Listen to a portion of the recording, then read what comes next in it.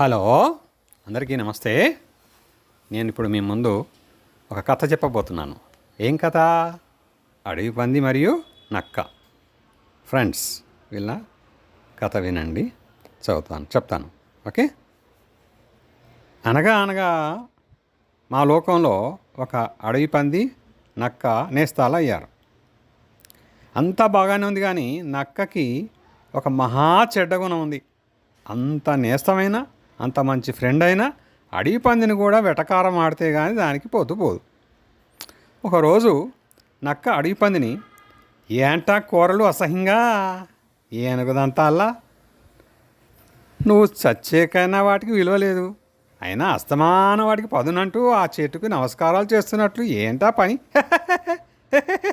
అంటూ చాలాసేపు ఎగతాళి చేసింది.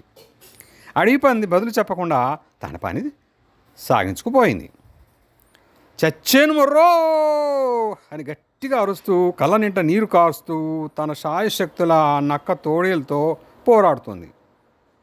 మిత్రుని ఆక్రందనలు విని అడవి పంది పరుగున అడవి పంది దగ్గరికి వచ్చి తోడేలతో లంకించుకుంది.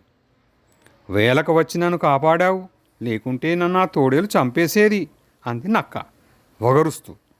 మరి శక్తి లేక కూర్చుండిపోయింది. అడవి పంది తన పదునైన కూరలతో తోడేల్ని గాయపరిచి పారిపోయేలా చేసింది. వేలకు వచ్చి నన్ను రక్షించావు అని అడవి పందికి కృతజ్ఞతలు చెప్పుకుంది నక్క. నాకు కాదు, ఈ పనికిరాని కూరలకు చెప్పు నీ ధన్యవాదాలు.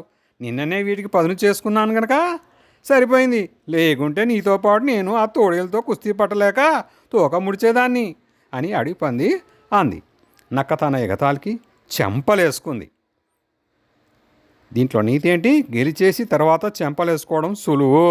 బాగుందా? బాగుందనుకుంటా కదా. Thank you. మళ్ళీ నెక్స్ట్ కథలో కలుసుకుందాం.